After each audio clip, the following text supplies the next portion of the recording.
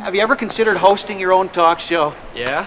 Live from Cincinnati-ish, Ohio, it is Supertonight with Superdivorce.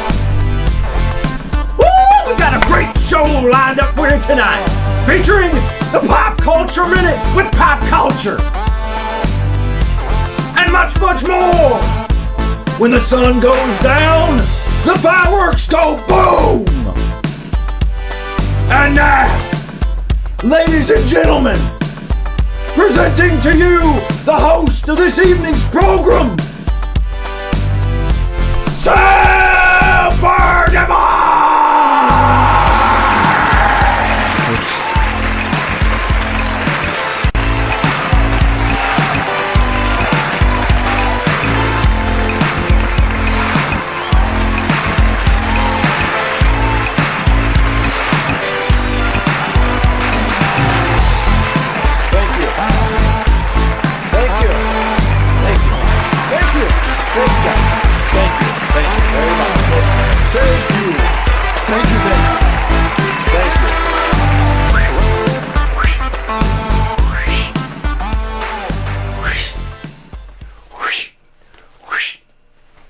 Thanks, guys. I appreciate it. I appreciate ya. Hey, welcome to a Friday night. Supertonight. What's up, Ghoulie? Ghoulie's here. Jess is here. Coke Zero's here. Not sponsored. They're not sponsors of the program yet, but they might be coming up soon. Why don't we start this evening off with a little Corey Hart on cassette tape. Here we go. Yeah, let me get this going here. We gotta, whoop. What are we doing there? What? It doesn't want to, what? What the?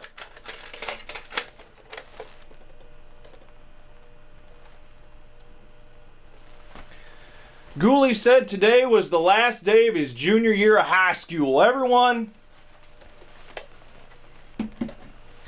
get your bricks out for Ghoulie. Bricks out for Ghoulie. Put your sunglasses on at night, like me and Ghoulie. I know if Ghoulie has finished his junior year of high school, he's got his sunglasses on tonight. Even if you don't in real life, figuratively speaking, metaphorically, you got those shades on. You got your shades on a Friday night if you finished your junior year. Congrats. Good brother's here. He's all bricked up. Everyone's bricked up. Get those bricks out. Get those bricks out for Ghoulie Dude. Everyone get your bricks out, get your shades on. Sopa's here. Everyone's here. How do you feel, Ghoulie? Do you feel lovely? Is it a good feeling? to finish your junior year of high school. Here's a little Superdivorce tidbit. A little fun fact about me. My junior year of high school was the final full year of high school that I finished. Not because I dropped out or because my grades were so horrible, but because I graduated early, in fact. In my senior year, I had done the work and I had the option to get out, and I got out. I couldn't stand it anymore. So I left early. I got up out of there. I made some of my friends pretty butthurt. Some of my dudes didn't like that, but I was like, I can't, guys. I'm sorry. There's shit going on in the personal life of your boy, and this just isn't even on my mind anymore. The home life was breaking down, dude. My home life, my family was falling apart, brother. I couldn't be bothered to give a shit about English class, dude. So I had to get the fuck out of high school. I got out of there early before my GPA suffered anymore. Because when I tell you I did not care, I super duper did not care. Super duper did not care about high school. Nice. Shades on, bricks up. Ghoulie feels rewarded. Enjoy it. This should be a fun time in your life. At the time when I finished my junior year, I had no clue. I didn't know that would be it. I didn't know that would be the final full year of high school that I did. If you would have asked me, I'd be like, yeah, I'll be doing this around the same time next year. I'll be finishing my senior year in May. That's not what happened. Like I said.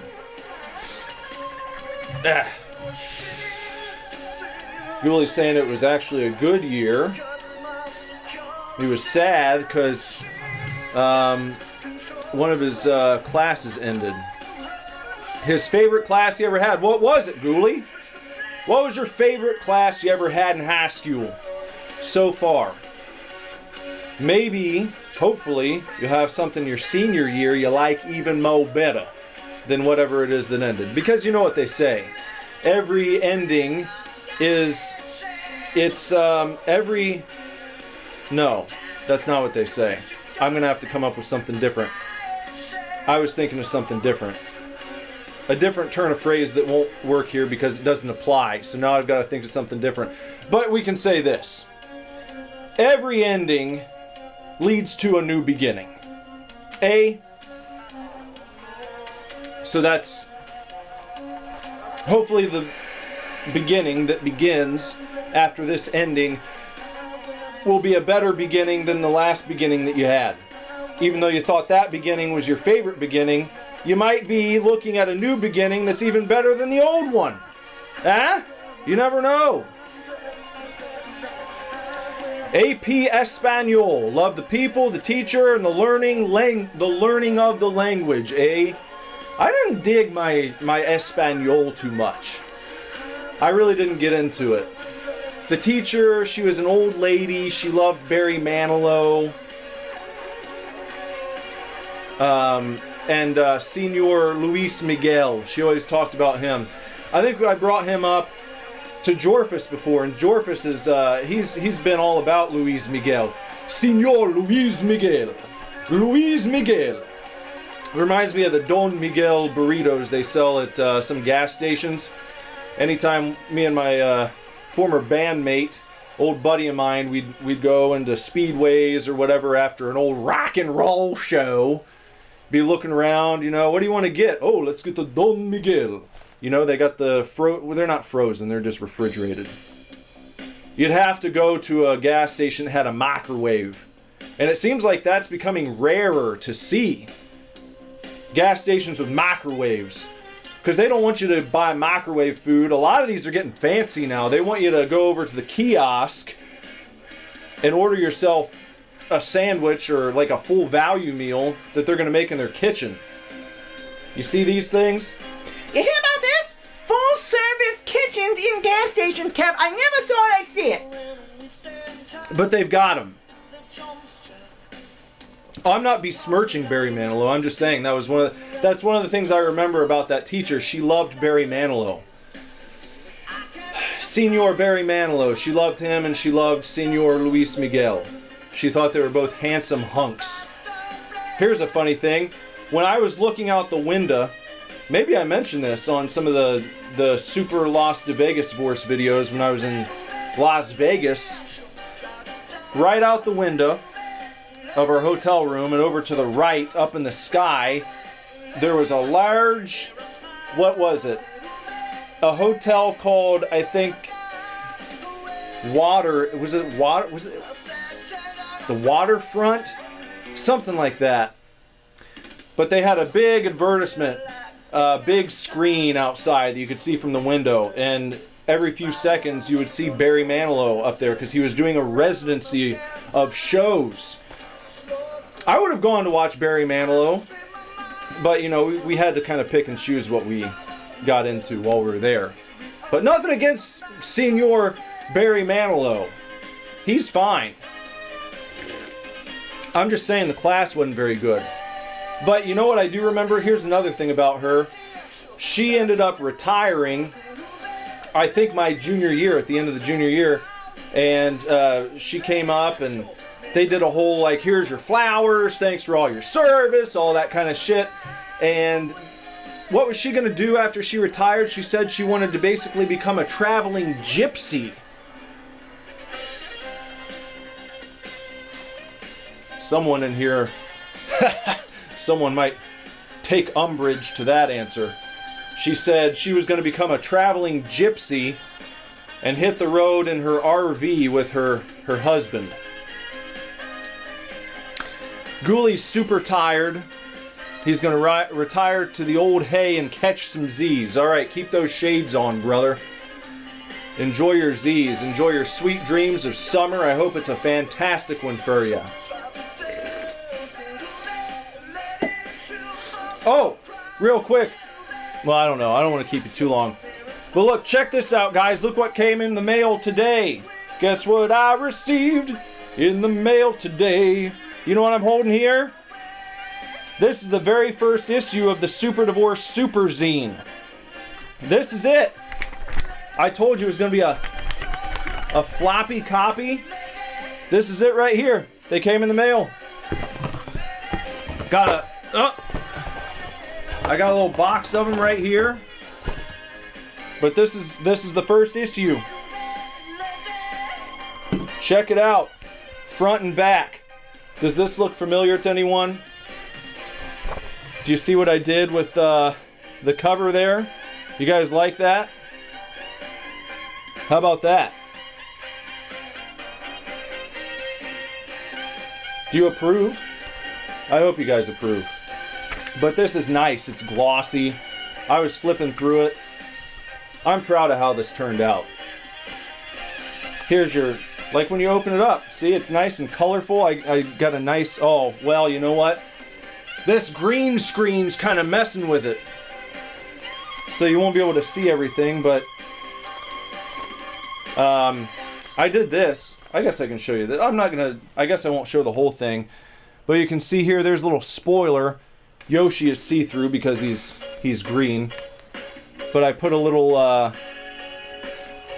Lego Stream Memories, completed April 6, 2025. A nice little picture there of the completed set we did.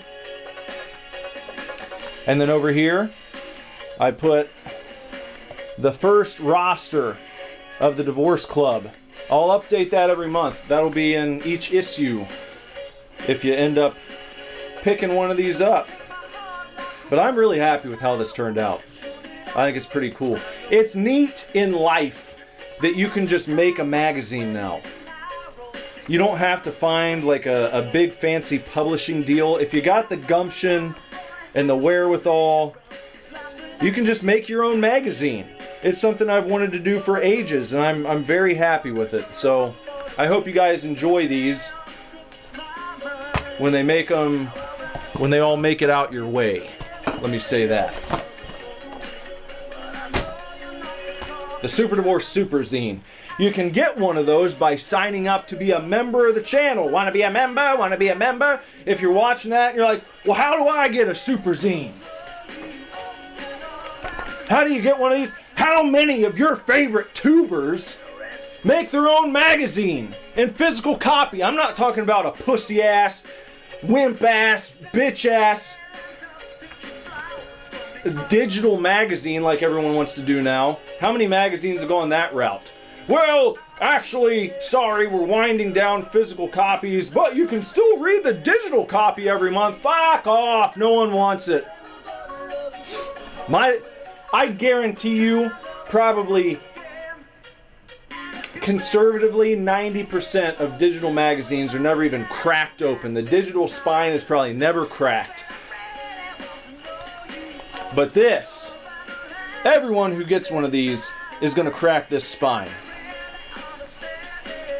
Because how can you not? When you get a new magazine, you want to at least flip through it. Even if you don't read everything in it, you're going to be like, that's pretty cool. My favorite tuber, Superdivorce, has his own damn magazine. And he sends it to me once a month because I signed up at least the medium tier as a member on his channel. And he sends me a magazine in the mail.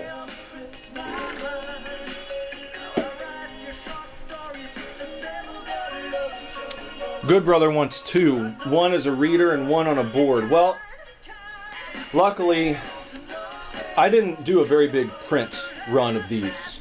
This is gonna be an extremely rare Superdivorce collectible. But I have a few extra. And I think I can probably make that happen for you. Good brother. I think I can probably do that for you. Probably do one in a bag and board.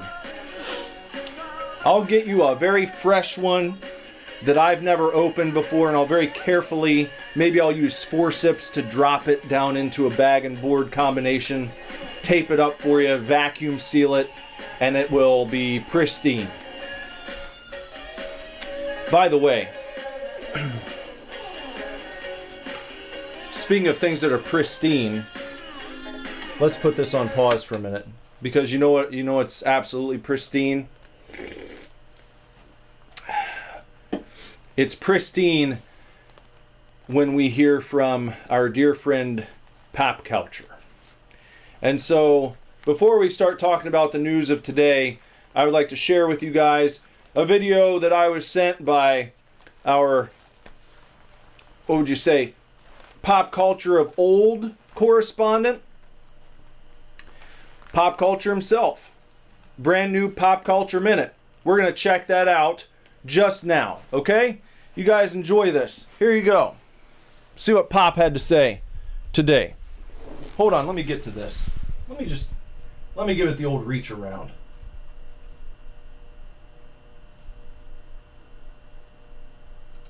Here's the Pop Culture Minute with me, Pop Culture.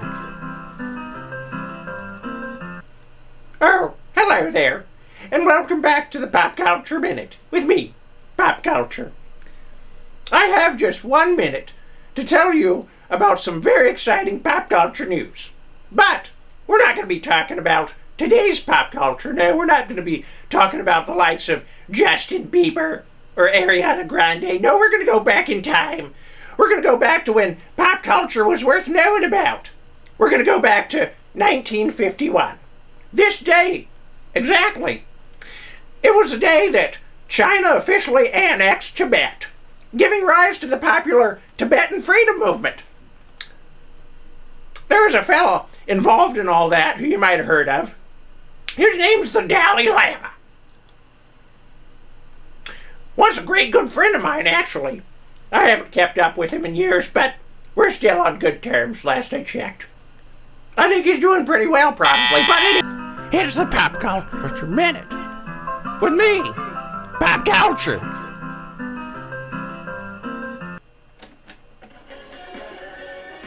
Thank you, Pop. Everyone, thank Pop by throwing a Pop Culture icon there in the chat. if you learned a little something from pop culture tonight about pop culture of old, of the days gone by. Tibet, back in the news thanks to pop culture himself. Gotta give it up for Pop. Thank you very much, Pop. Until next time. Why did that just get super loud? They mixed that horn something awful. Something fierce.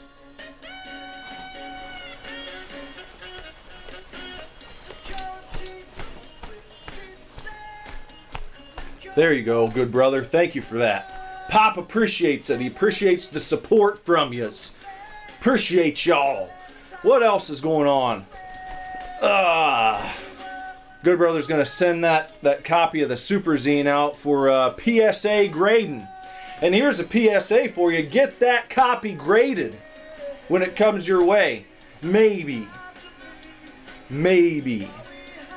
There's an argument that the whole grading thing is out of control. There's an argument to be made that it is. People are having everything graded these days. People are probably having bags of popcorn graded. They're grading everything out here. And then the problem with that is you normalize not enjoying things anymore. You know what I mean? And that's not fun. When you can't enjoy anything anymore, everyone's so worried. People buy video games and don't even play them. They only buy them to have them graded. You know, I love going to the flea market, buying an old NES game, or an Atari game, or Super Nintendo, or a Genesis, or GameCube, or Dreamcast. You buy these games and it's fun to come home, put them into the system to which they belong, fire it up, and then you play the actual game. You know what I mean? And that's becoming a lost art. It's becoming rare. Everyone's like, oh, well, I'll just buy the game, have it graded, and then I'll play on an emulator on my PC. I just think that that's bullshit. Call me old-fashioned.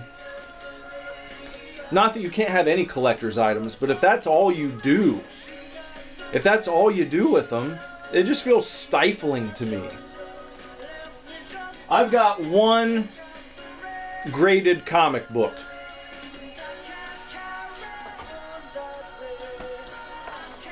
This is my one graded comic that I own, right here. This is kind of like a holy grail book for me that I wanted for a long time. The white cover variant of Ultimate Spider-Man #1. And this is graded a 9.6 from CBCS. So it's a pretty nice copy. Not perfect, not mint, but near it. I think 9.6 is near. But that's the only one. Because for the most part, I like to be able to take my comics out and read them. Even the floppies. Even if I buy, whatever I got, If I get, say, something like this. The old graphic novel collection. That's cool. But sometimes it's still fun to just break out the original issues and go through them. And you can't do that if everything's graded. And you certainly can't do it with games. And then, of course, there's the market problem. You get these dipshits out there who don't give a flying fuck about games, about comics. It's like they only see these things as a means of lining their own pockets. And they kind of invade hobby spaces and they'll snatch up all the good stuff and the price skyrockets and then all that kind of shit happens. And look, I'm not saying the government needs to get involved. That's not my solution. I'm just voicing my opinion that I think it's kind of sleazy and it's a little slimy to sort of tiptoe into realms that you really have no fucking interest in, except for you hear through the grapevine, hey, you know those fucking comic nerds? Yeah, you should go and buy up some of these comic books, man. You can resell that shit for a lot of money. And a lot of people who do that are already fucking rich, and they're like, okay, yeah, I can afford that. I can go to the comic shop and buy up all the copies of this fucking book when it comes out, or oh yeah, I can hit Walmart and just buy up the entire stock of inventory of this particular action figure line and whatever. For some people, you know, the scalping and such, it's a means of making money. Some people run stores. People who run like flea market shops, they're pounding the pavement. They go out there, they look for these things, and in a way I'm like, okay, you know, I can kind of see that. A lot of those guys are actually passionate about the hobby of collecting whatever it is you're talking about. They know their shit. They know action figures inside and out. They've got a shop. They price them accordingly. You know, they're not really gouging people. In a way, they can kind of curate collections for you to come and browse. And there are certain shops you can go to, or certain places on eBay, certain sellers that you know are going to have this figure you're looking for. Where if that didn't exist, and it was just up to you to go out and find it in the wild, you might never stumble upon it. So, I can kinda allow that, I guess. That's not the worst thing possible. That's not the worst thing a human being can do. Because there is, like I said, a utility to it. For people who just want to have that thing right now. They don't have to pound the pavement. Some of these scalpers are doing the work for them. As long as they're not gouging the price. I think going out, finding the rare shit, and then putting it up on your own storefront, it can, like I said, be a service to people who just want the thing without having to go and do all the work themselves. And you're kind of charging for that. Because that costs money. You got to put gas in your tank. You have to drive to different locations like Walmart or Meijer or Target, wherever the shit, and hope to stumble upon stock at just the right time. So, you know, whatever. You can make that argument. But like I said, if they're just dickheads who don't even know about the hobby, they have no interest in it really, other than, I want to pick up all these things I just heard about through the grapevine. I'm going to snatch up all the copies of this game, or this comic book, or this book that's been published. This one's going to hit the big time. And then they just hoard it, and then jack the price up astronomically, like way beyond prices anyone should have to pay. That's horse shitty. I don't appreciate that. Good Brother says he needs to rebuy these style of gloves. They were his go-to back in the day, and he's let modernity drive him astray. They're classics, that 70s drip. They got a nice grip to them. Alright, let's put the Corey Hart away. Let's see what's on deck now. What do we got up next here? How about some Pretenders? You like the Pretenders? I do. I certainly do.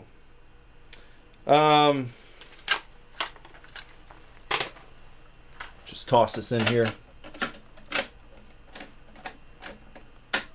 Damn it.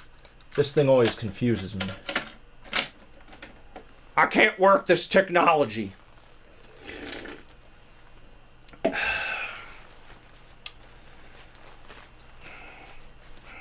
You gotta give them a nice tug sometimes. You gotta give them a little tug job. These, the little wrist strappies can get a little loose as you're moving around. But I don't mind it. It's kind of like a nice fidget. Speaking of fidgets, there's a good fidget. These have like a built-in fidget. You just give them a little tug every now and again. It feels nice. You reignite the tightness. It's good. I like it. I realize something. And that is the following. Last night, I started to talk about a game that I played, and I was gonna do a full upload of, and I canceled it. I vetoed the full playthrough. I think I talked a little bit about it, how it was a bummer, right? And then I was thinking, should I show it sometime? Because something bothers me about deleting footage that I've got and that I recorded. But then at the same time, I'm like, well, I don't want to just publish shit just because I got it. Because then you end up putting some trash in the mix, and I don't want to put trash in the mix any more than I already do, inadvertently. I don't know. I'm still mulling that over. I'm mulling it like cider. This has been the news the past few days. I talked about this some. Prom Queen, R.L. Stine, just got its Netflix adaptation released today. And let me tell you something. The Netflix adaptation is like 99% nothing like the book. They took the name and they took this part. I'm going to read a small part of the blurb on the back. Here's what they took from the book. Someone is murdering the, not 5, in the Netflix version it's 6. Someone is murdering the 5 prom queen candidates one by one. That's it. Everything else about the story is like, it's completely different. They could have just fucked off the whole Fear Street R.L. Stine part. That's a case of the title and the author, I think, just being tied into it just because. Just for the fuck of it. And that's kind of a bummer. Because I read that in one sitting. I talk about it right here. Look, I think I can show you.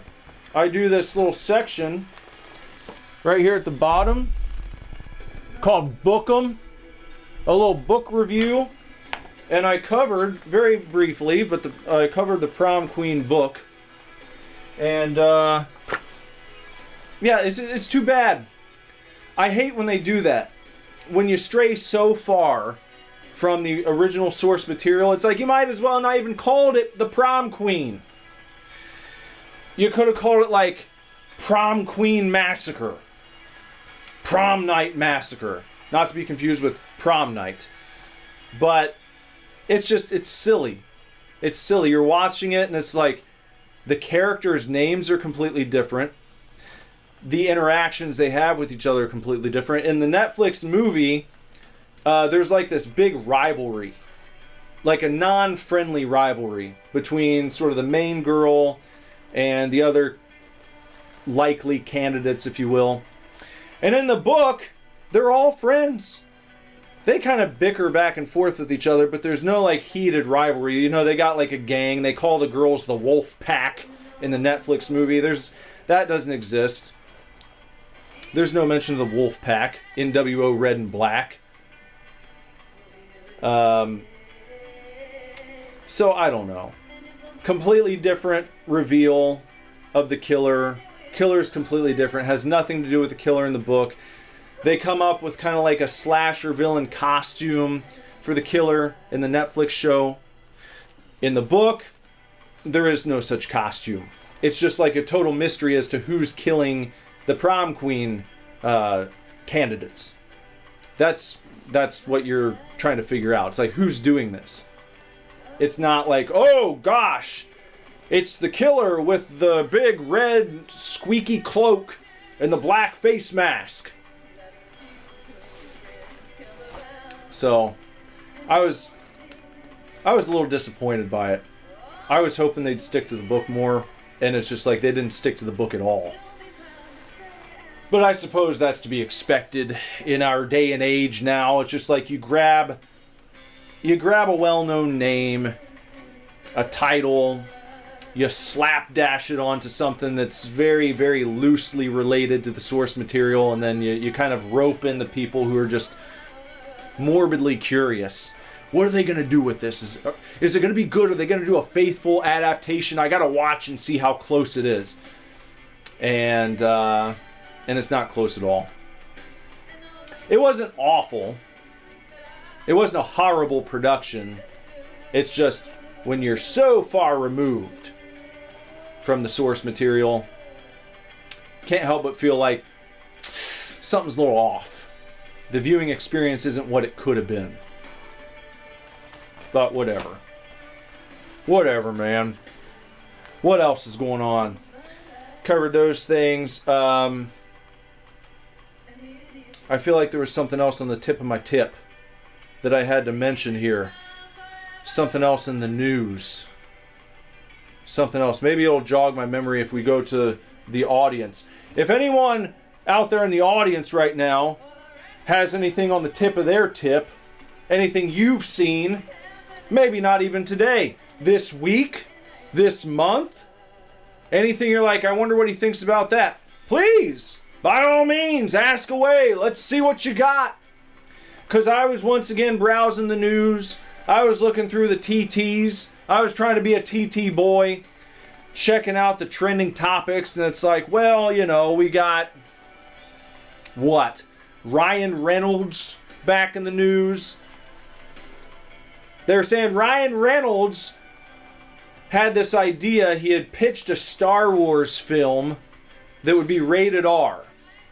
And he's like, well, I don't necessarily want to make it R because I want to do all this over the top, kind of like gory stuff and use swear words a bunch like in Deadpool. That's not what I'm thinking, man. I want to do something like, I want to use the R rating as a Trojan horse, is how he put it. A Trojan horse for emotional storytelling. That's what he said.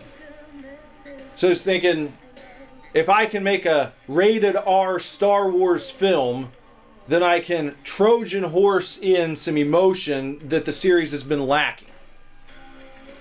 Which is crazy. Because it's like, I think the original films are pretty emotional, aren't they? And what'd you need? A G rating? Was that GPG when it came out? So I don't know about that. Maybe he was going to use it as a Trojan horse to convince people that he could play a character besides Deadpool at this point in his career. Maybe that was going to be it. Be like, yeah, I got this idea for a Star Wars film. Be rated R.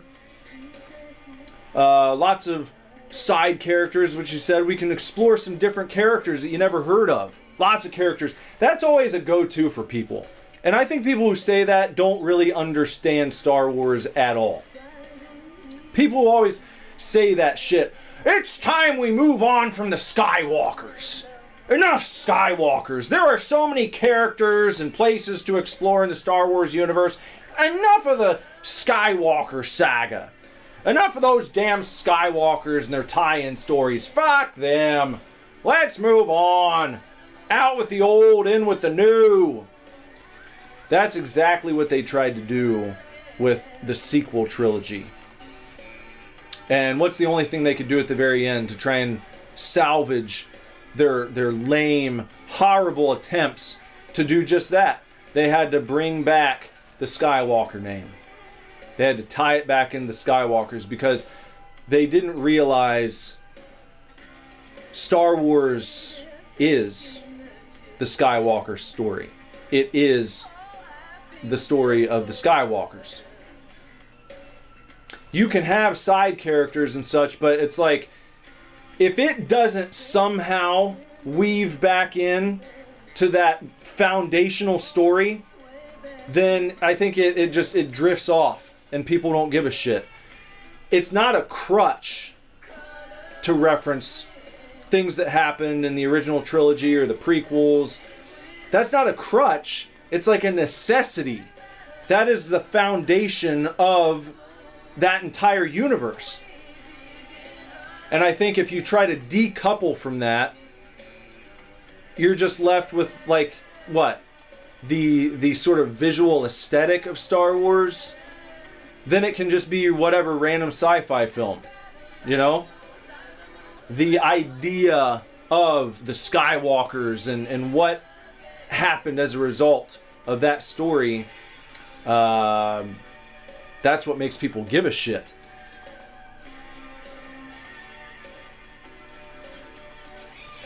Good Brother says Star Wars needs more grounded storylines. I mean, maybe. I guess you can have that, but once again, they have to be grounded in a world where we know the Skywalker saga happened. Or the Skywalker saga is going to happen. If you go way back. People love Knights of the Old Republic, but, you know, it's not like they tried to make that game and completely erase the events of the original trilogy or the prequels. Knights of the Old Republic was not done with an attitude of like spiting George Lucas. Like, fuck you, dude, we don't need your shit. I think it was done with an attitude of reverence. And so you know it still fits. It's still part of that world. That's what you have to let people know. You have to convince them of that. If you start making new Star Wars stuff and the feeling is this stuff has been made to sort of overwrite the Lucas stuff. It's been made to overwrite what people have come to think Star Wars is. We're changing what Star Wars is. One of those deals where it's like, forget everything you thought you knew about Star Wars. It's all changed now. It's now our Star Wars. It's now Disney Star Wars, and so on. And it just doesn't work. It gets rejected. It feels inauthentic.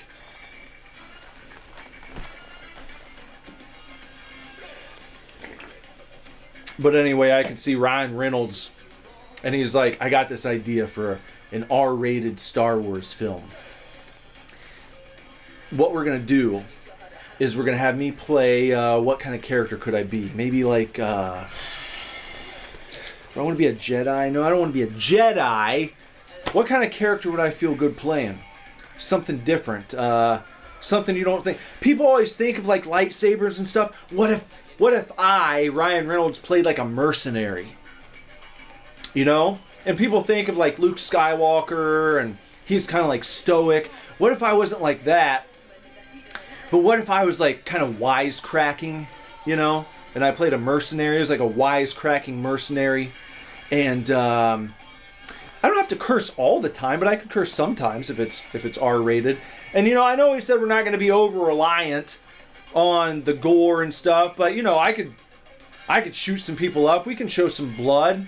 We can show me, you know, maybe slicing a dude's head off with like a katana that I find, like a space katana or something. You know, that'd be cool. So I'd be like this kind of mercenary character, like a wisecracking mercenary. And you know, we can Trojan horse that in with the R rating, and it'll be cool. It'll be something different and hip and snazzy and new. Well, there you go. Some people like Andor. I'm just not interested in watching any of the Disney stuff. Even the stuff that I've heard is decent. I'm just gone. I'm out of there. I'm out of the Star Wars, the new Star Wars stuff. I've flown the coop. They lost me.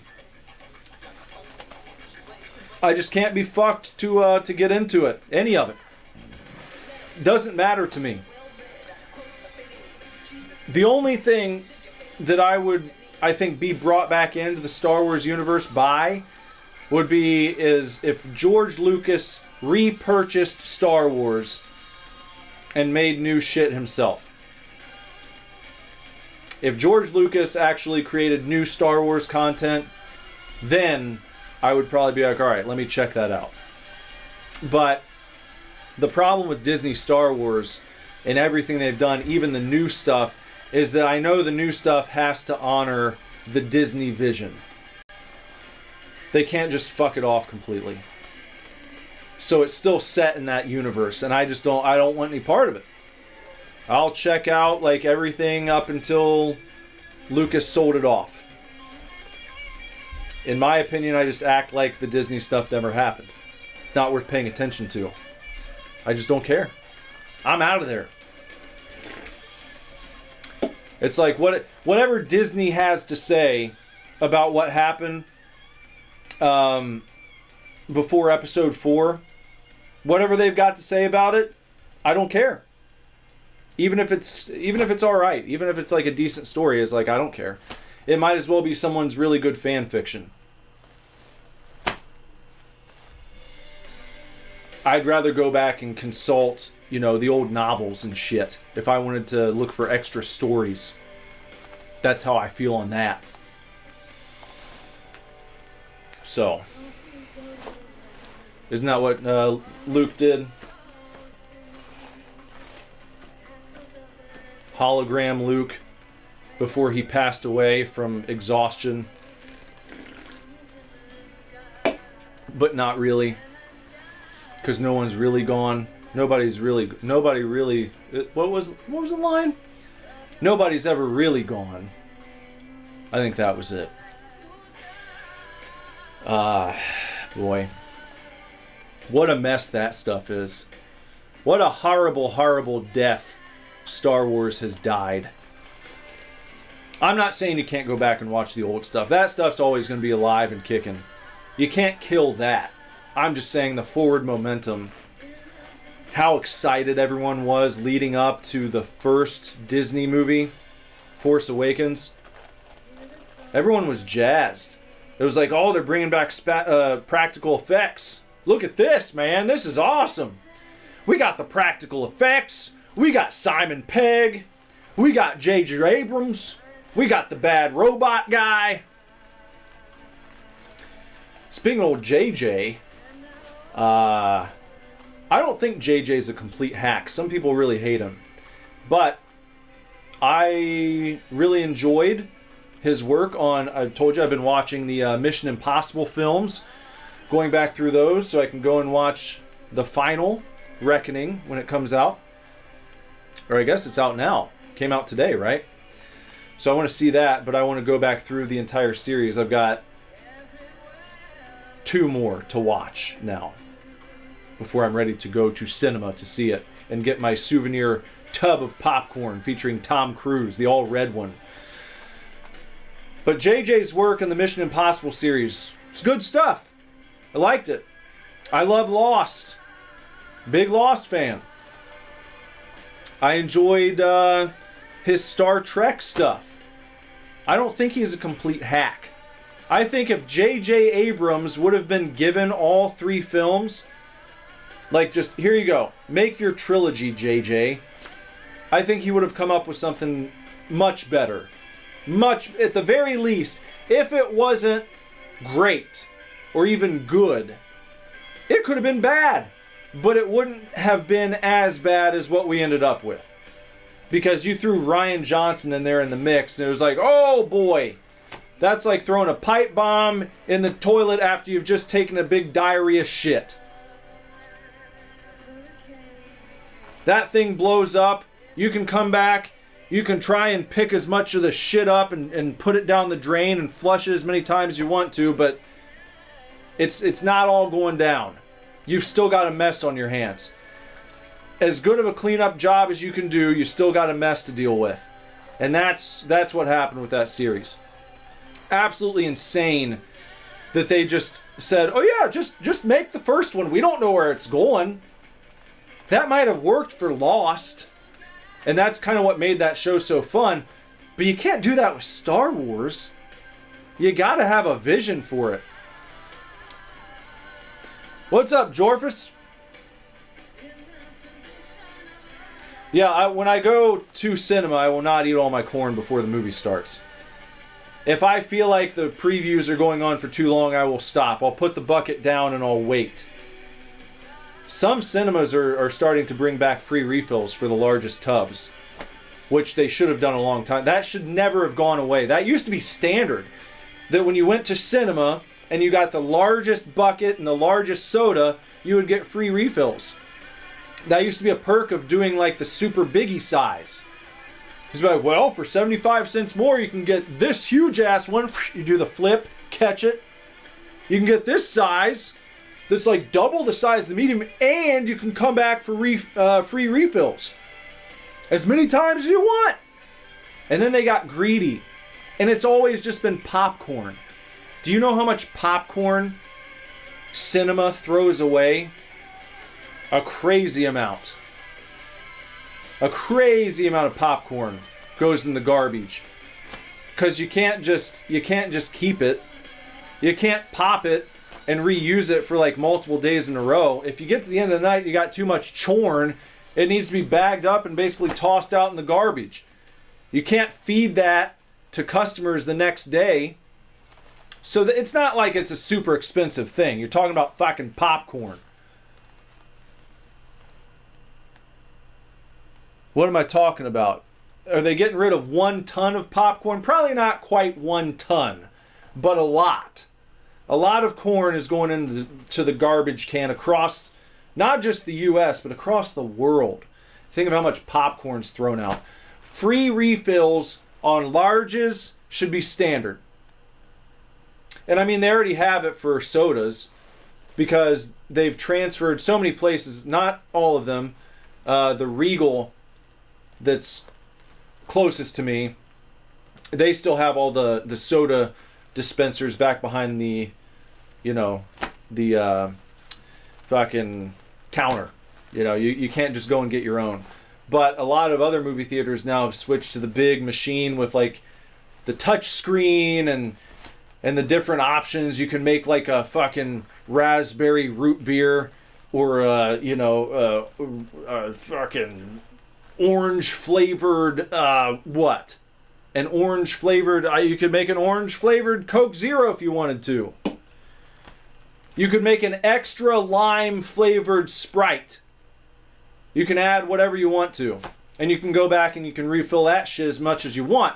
But it's like they decided, no, refilling your tub of popcorn, that's a bridge too far for us. We're actually not going to do that for you. You're going to have to buy a whole new tub.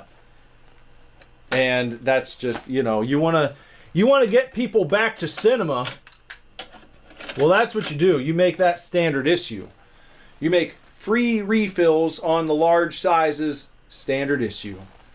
And that'll go a long way, I think.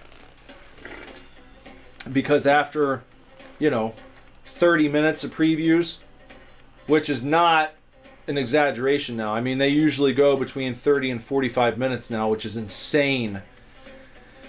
But you'll have commercials, like car commercials and insurance commercials. And then when the insurance commercial's over, then you actually start the trailers. They show you a half hour, 40 minutes worth of trailers. And then your movie finally starts. So you could sit there, and I think as a courtesy to the customer, that'd be a good olive branch. Because they know everyone doesn't like that.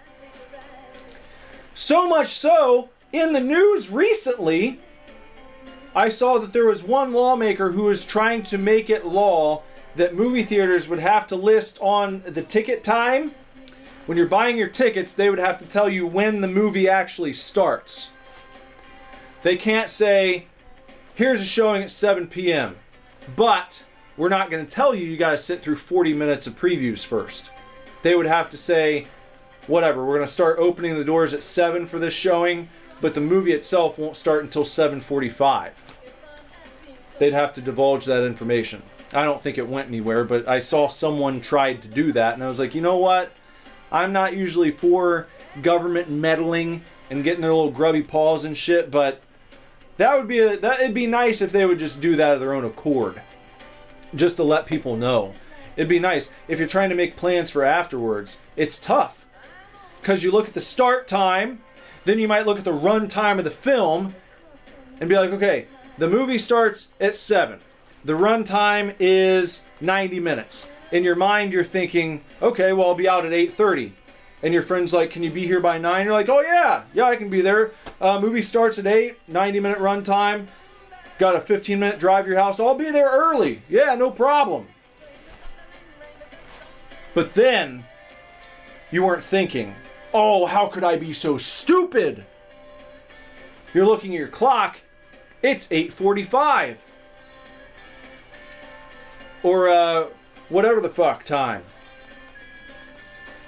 Or 7. 7:45, whatever I said. 7, did I say 7 start time, 8 start time, whatever the shit was. It's 45 minutes past when you thought it was going to start. Now you gotta text your friend in the middle of the movie, sorry, I didn't realize there were going to be this many previews and trailers and commercials. I'm going to be late now. And then your friend has to tell his wife, now they're going to be late. He didn't account for the trailers. I don't know. I could forget that. Everyone knows that. Everyone knows you got to add at least a half hour to 45 minutes. And then they get into a fight, and that turns into a big brouhaha, and then your friends up getting divorced. They get divorced because the movie theater didn't tell you what time the movie actually started. They were trying to fleece you. Pull the wool over your eyes.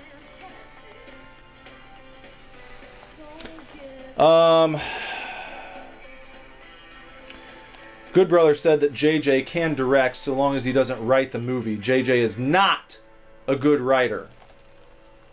Well, like I said, I'm pretty sure he did some writing on Lost, which I enjoyed. Because I enjoyed how crazy it was. Some people didn't like it for that reason. I guess you have to have a certain palate. Some people hated how all over the place Lost was. Oh, they were just making it up as they went. Well, that's what made it fucking insane. Like a fever dream. You didn't know where it was going.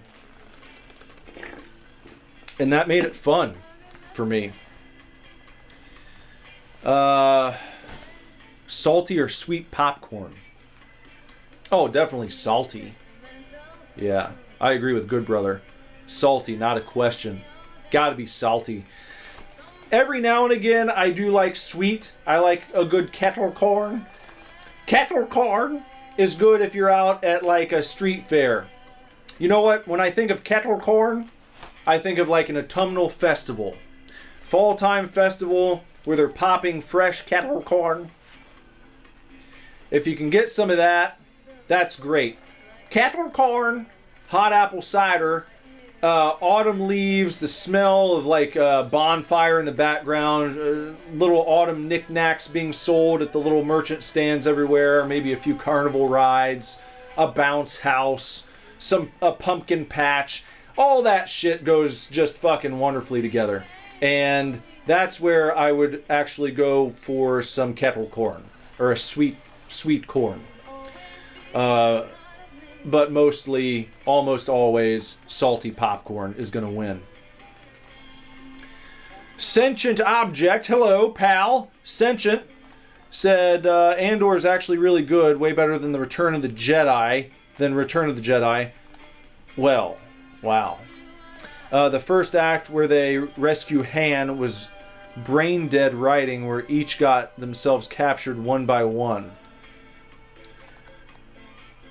Yes, I did say the word divorce. Should have the Leo gif every time I say the word divorce. One day when I get a producer, I'll be able to say stuff like that. Hey, production meeting. Whenever I happen to say the word divorce, I want that Leo gif pointing, sitting up, pointing at the TV. But yeah, I don't have that just yet. Maybe at some point I can get like I'll modify this microphone with buttons so I could press a button on the side. Kind of like a Mission Impossible type get up gimmick. Press a button and now it'll trigger the GIF. It'll be pointing. I could probably rig something like that up. Maybe. But yeah, I don't know. Maybe Andor is good, but like I said, I'm just not interested in watching it. I just don't care anymore. A lot of people can't get that. They're like, what do you mean you don't care? I just don't care. I get in arguments with people about that sometimes, where there's like a game that comes out and I form my opinion on the trailers a lot of times. If it's something that I'm kind of like, I don't know if I'm interested, and I watch the trailer and I'm like, I don't care, then that's that. To me, the marketing team, the trailer, once it's sent out, that's supposed to hook me. That's supposed to bring me into the fold. I shouldn't then have to be convinced further. If I see your trailer and I think it's shit, or it just doesn't move me anyway, and I'm like, I don't know, that looks very easy to skip. I don't care.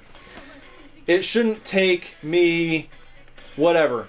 Well, you gotta listen to this podcast where the guy who made it's on there for 3 hours and he talks about all those. No. We've overcomplicated this process. It's supposed to work like this. They make the thing, they craft the trailer, they release it for people to watch, and if I don't like it, well, I don't know. And this goes back to my conversation with Tom Cruise, everything that he's doing in public. You could see that almost as an extension of the trailer, or a different kind of trailer to get people interested. But Tom Cruise isn't asking anyone to do anything crazy, any sort of investigative work. He's not saying, well, before you watch this new one, you've got to go and do a deep dive on the history of Mission Impossible. You got to watch the TV series first. And then you got to listen to me on this podcast I did 10 years ago where I'm talking about the first 3 films and how the future of the movie industry is going to go a certain way. And you got to do all this different legwork. None of that should be necessary.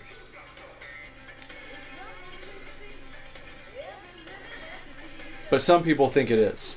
And some people like that. And some people want to guilt others for not, like, throwing their money at shit. Or even their time. How the hell do I even manage to get stuff that makes you talk for an hour? It's bleh. Diarrhea of the mouth is what it's referred to as sometimes. But look, check this out. Okay? I've had this argument with multiple people, and I think that it's so silly. It's such a silly argument. This idea that consumers are expected to give their money or their time, their attention to various works of art, various creative works, just because someone worked hard on them. That's insanity.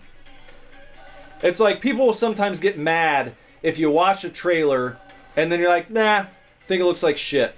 That person in the trailer bothers me. I don't like that character. I don't like that actor. I don't like what I saw there. Yeah, it looks like shit. Oh, what do you mean you think it looks like shit? Just from the trailer? Well, how much of the show have you watched? None. Because I think it looks like fucking shit. What do you not understand here? I said I thought the trailer sucked. I didn't watch the show. Well, how can you know it's bad if you didn't watch it? Because I'm not interested in it. Because it didn't hook me. Nothing about the trailer looked good. And that guy fucking bugs me. I don't like his shtick. I don't like what he's got going on. That guy sucks. I don't want to watch the show because of him. I was having this argument about... who is that guy? Nathan Fielder. I just had this argument with someone because of that guy. And whatever his show's called. 2 of my friends were talking about it. And like, oh, great, some of the best television in the history of TV. And I'm like, I don't like that guy. Oh, but you have to watch these episodes. No, I'm not doing it. I don't like him. He bothers me. He bugs me. His presence on screen bothers me. I've seen his shit. He's been around for like decades. Or over a decade at least. Probably close to decades. So it's not like I've not seen the guy, or I'm not familiar with him. I don't like him. Nothing I've ever seen from him has made me laugh or even chortle. I'm like, I don't want to watch that. And it's like, oh my God, how can you form an opinion without actually watching the program? Because the mere presence of this guy bugs me. It makes me not want to watch the show. Just the clips I've seen. If I can't even stomach the trailer, then why would you think I'd sit down and watch multiple hours of this thing? I liken it to hearing a song, right? You know pretty early on, if someone plays a tune for you, and you just can't stand the singer for whatever reason. It's probably happened with me. And you know what? Fair play to you. If at some point someone has been, maybe like someone enjoys Superdivorce, they enjoy the music I do, and they're like, hey, you gotta check out this band, Superdivorce, check out this song. And the person they're playing it for is like, that guy's voice sucks, I don't like it. That's kind of the end of the conversation. You can't be like, well, you just have to listen to it more. You know? Maybe over time they would gradually come to that conclusion if they heard something on their own later, they weren't being forced to listen to it. But if you press the issue, it's just going to drive the person crazier and crazier. They're like, no, fuck you. I don't like the guy's voice. It sounds like shit. Okay. You got to say fair enough in that case. And be like, I get it. There are some singers that I just don't like. And you know within like a couple seconds. That's how quick it happens. And some actors the same way. There are some actors whose presence on screen just immediately turns me off. Like Ezra Miller is another one. Where I'm just like, from the moment I saw Ezra Miller on a screen, I was like, fuck this guy. This guy is awful. And then having to sit through him as Barry Allen playing the Flash, like a character that I like in comics a lot. First of all, his portrayal is nothing like the comic book character. Nothing at fucking all. You couldn't have found someone more different than Barry Allen in the comics than by going out and getting Ezra Miller. And it's just like everything he says on screen as the Flash, as Barry Allen, is just like nails on a chalkboard. I only needed to see whatever, a clip of a scene, and it's like, nope, I'm out of there. No thanks. I'm good on that. No, I'm not watching an entire Flash movie with this guy. This is really, really bad.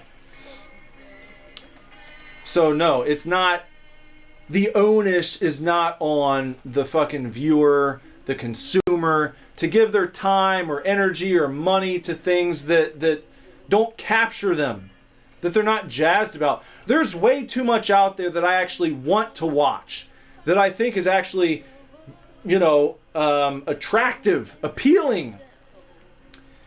Albums that I want to listen to that I haven't listened to yet. Shows I want to watch that I haven't watched yet. Movies I want to see that I haven't seen yet. There's so much out there.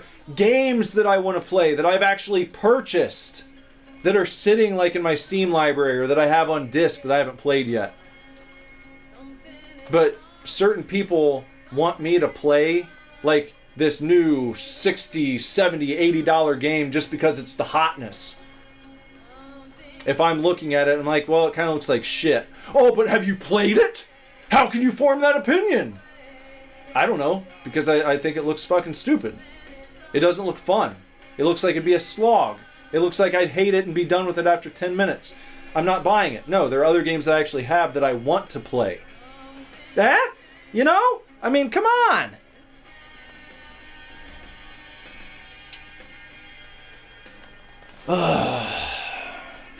What's the worst argument that I've gotten into because of my taste in directors? I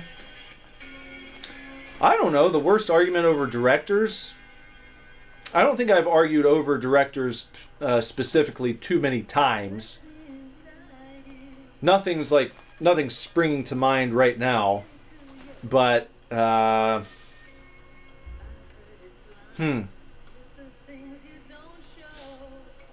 don't know. I feel like Zack Snyder's one that's really polarizing. I don't hate Zack Snyder either. I'm not like a huge Snyder bro fanboy or whatever, they call themselves. But I don't hate him. I really like his Dawn of the Dead. I think that's a fantastic zombie film. It's probably one of my favorites, actually. I think it's like neck and neck with the original. Sorry. It's really good. They've both got their own things going on. It's like, I'm not here saying, oh yeah, the remake's better than the original. It's like they're completely different. Totally different pacing, visually, the Snyder one's obviously like very bright, And it reminds me a lot of the game Dead Rising, the original one. That's what it feels like. It's almost like a Dead Rising. It could be set in the Dead Rising universe. If they made a Dead Rising movie, I feel like it could be similar in tone to Zack Snyder's Dawn of the Dead. So I don't hate Zack Snyder, but some people are very, very much against Zack Snyder. Top to bottom. You know? Snout to anus. They hate him. But I don't know. I haven't really gotten into too many arguments over directors in particular. Yeah.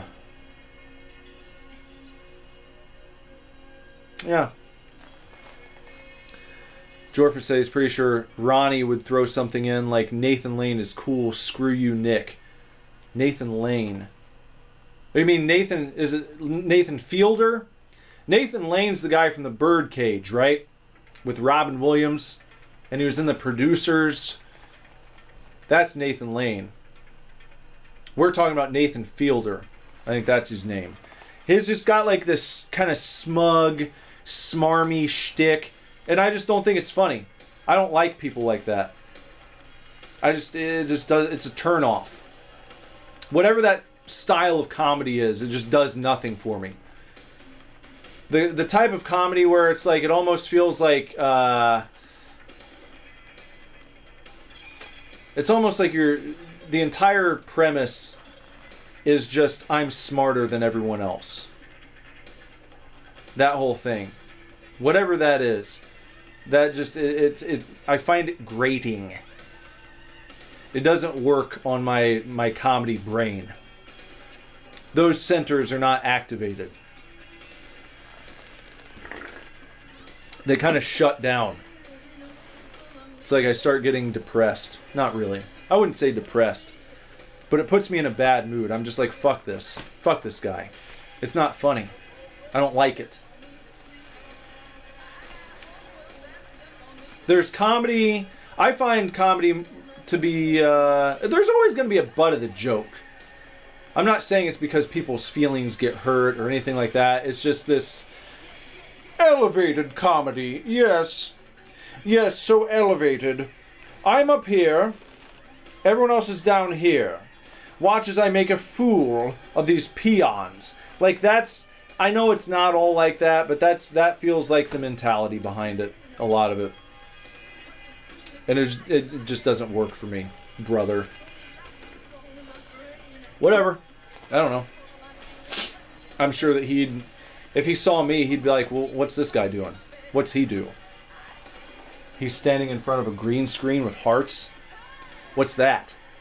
The fuck is that? I'll go over there and make a fool of him right now.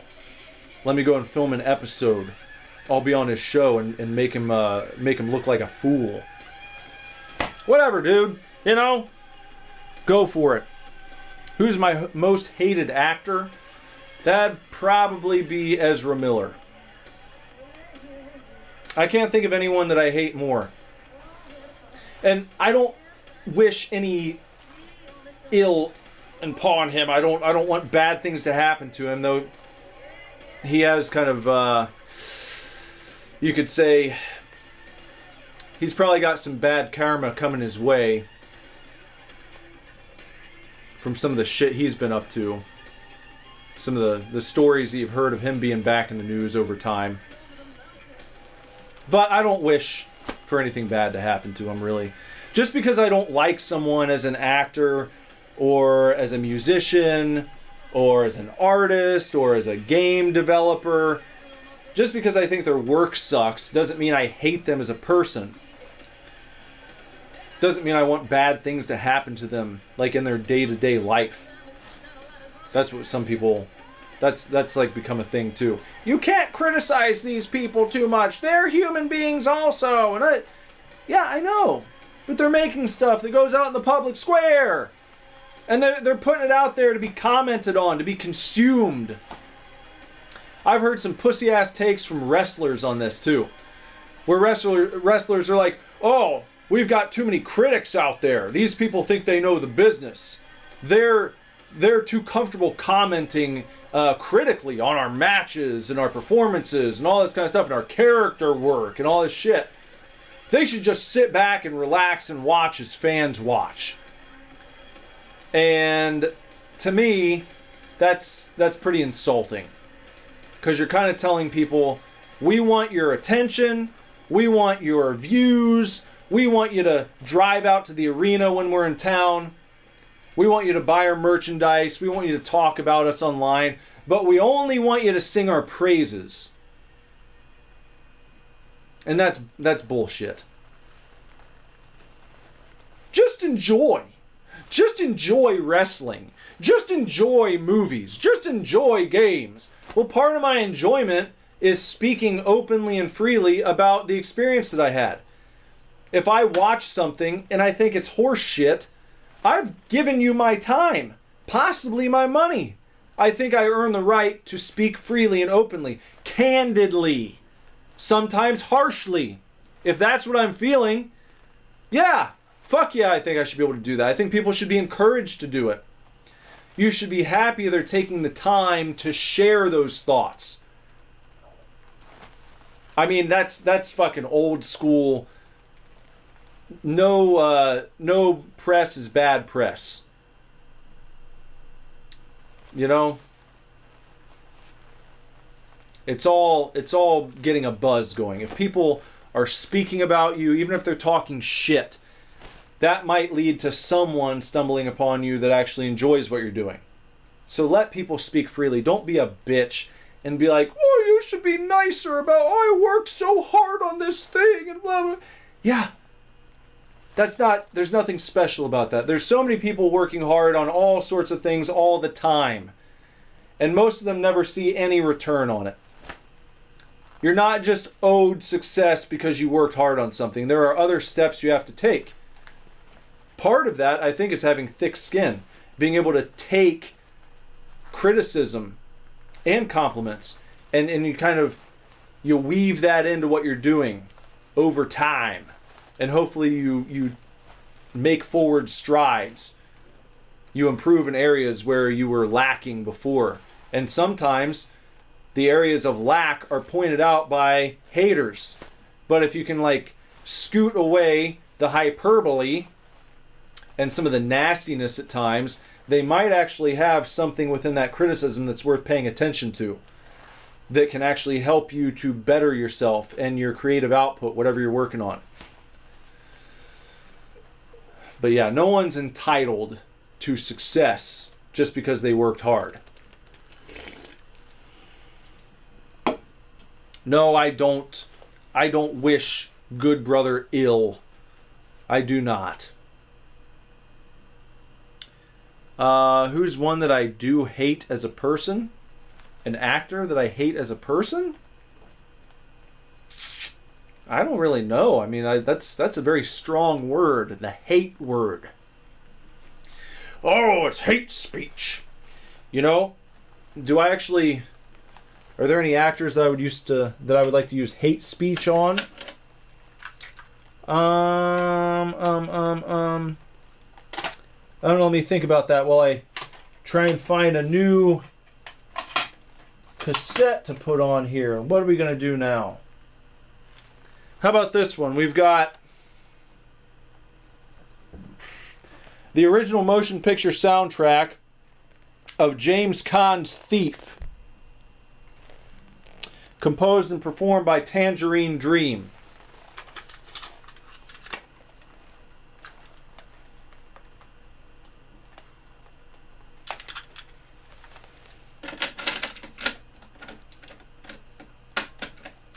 Well,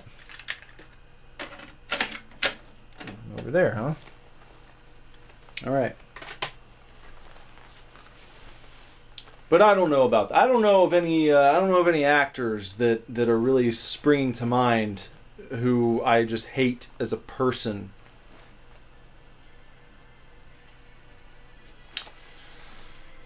I don't know. No one's springing to mind. Because I don't know them. That's the thing. These people, they sometimes spout off horse shit in public and They cut bad promos. They give bad takes, but hating people, really hating them, like, I want something bad to happen to you. I can't fucking stand that guy. I hate him. I hate his guts. I hope something bad happens to him. I hope he catches on fire. Like, I can't think of anyone. If you hate someone, do you think you probably want him to catch on fire, if possible? Can you hate someone without wanting them to catch on fire? Or something equivalent? Like I said, that word is strong. Hate. I hate you. Can you hate someone, but still, like, wish them well on their adventures and journeys? Because hate, to me, real hate, is like, if you're like a functioning member of society, I feel like the thing with hate would be, I'm not going to do anything to you, but if someone else does, or if something awful happens to you, I'm not going to feel bad about it. I won't sit here and say, oh, well, that's too bad. I didn't like him, but I didn't want anything bad. If I hate someone, it seems like that should be the feeling. Like, you just don't give a shit at all.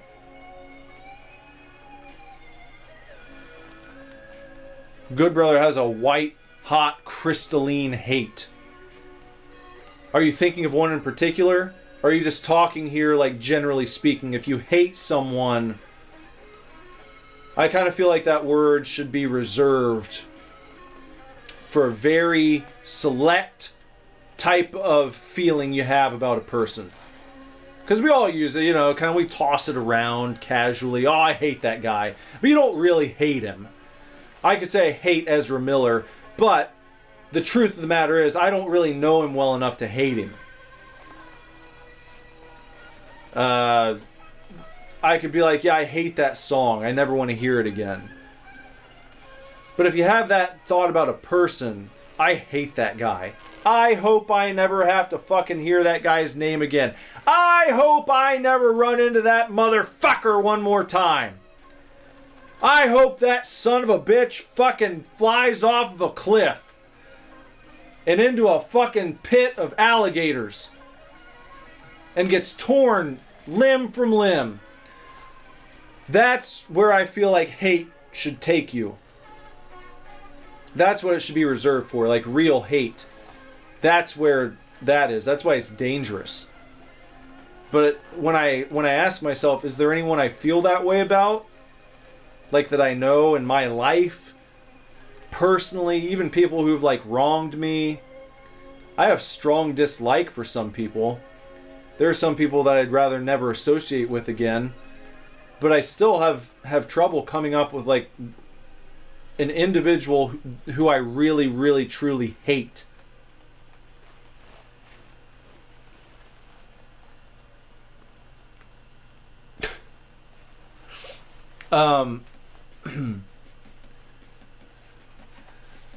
Good Brother has he says a whole group of people that he has pure hatred for. That would you like all of them to fly off of a cliff into a pit of alligators chomping? Would that be okay? Would you feel bad at all? A dastardly group that he's talking about. Group of villains. But me, I don't know. I'm coming up blank on that. Maybe if I thought about it for a while. I mean, outside of like kind of generic like villains in society that you hear about, criminals and things who've done awful stuff, who should be punished harshly. I'm talking about like in my day-to-day life, just people that I know or who I've crossed paths with. I don't have anyone that I can really point at and say, yeah, I hate that guy. I hope he goes off of a cliff and falls into an alligator pit. White hot cleansing space fire. Delete. Delete! Delete! Into the alligator pit with you.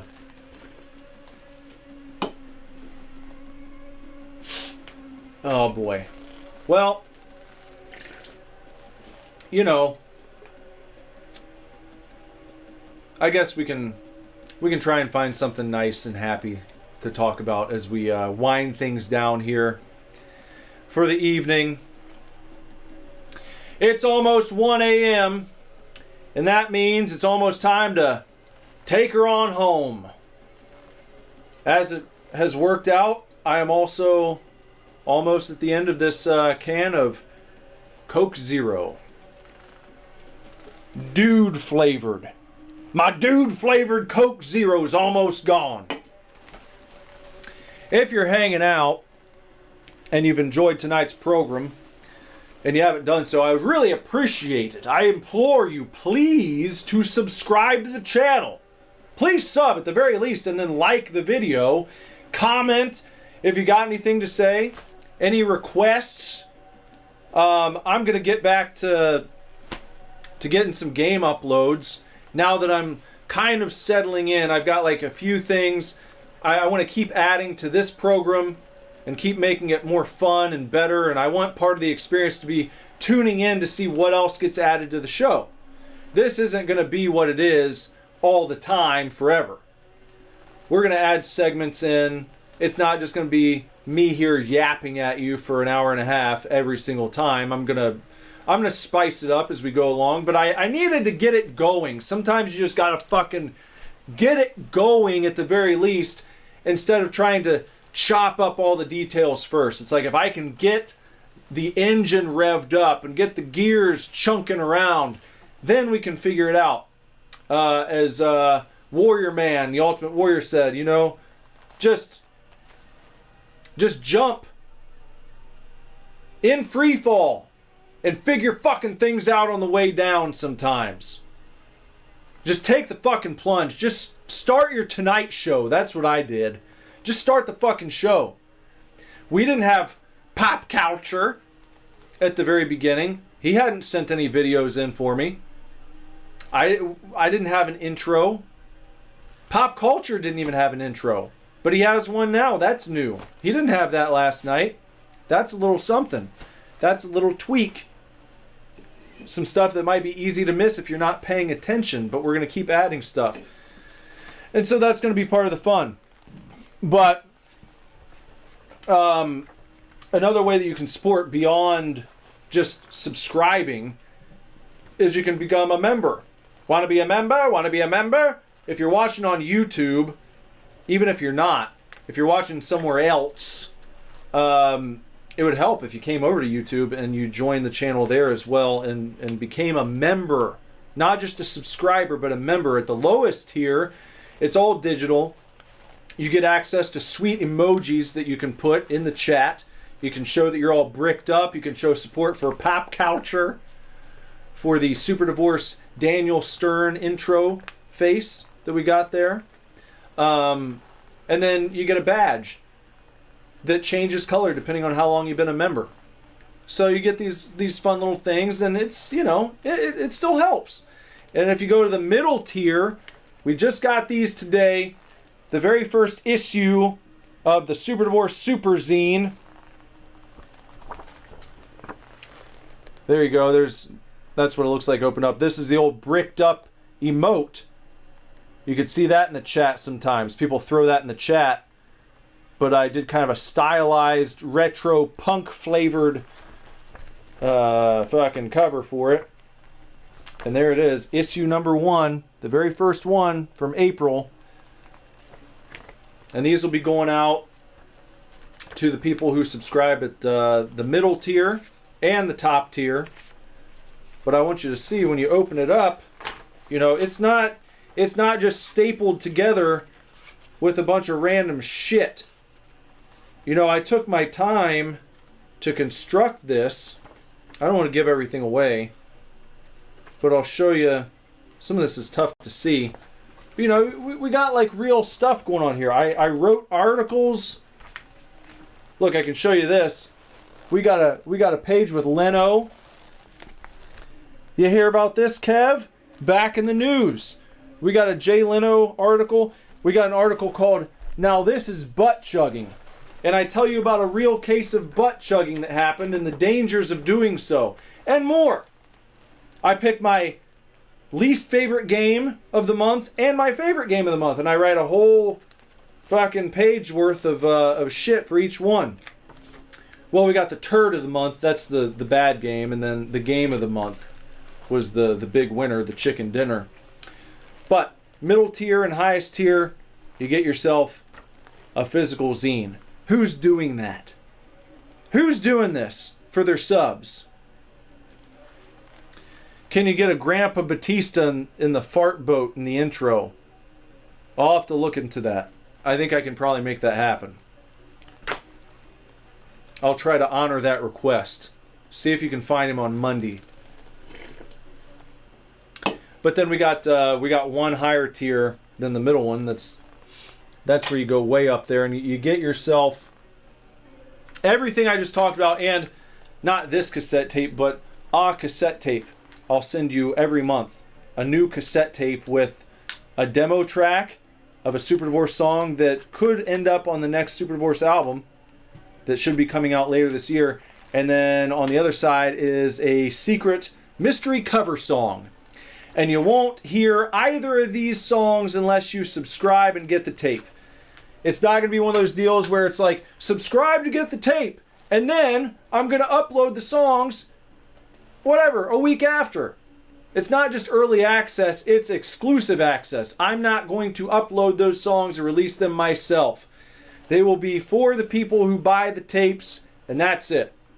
And if you guys out there want to share them or upload them yourself, you have my blessing to do so. But that's in your court. That ball is being passed from me to you. It'll be in your court to decide what you want to do with. Because I thought it would be cool to make them more exclusive in that respect. So that's how we're doing that. All that stuff can be found on the YouTube. But wherever you're watching, I appreciate you. And I hope that you'll come back again next time. We will be taking the weekend off.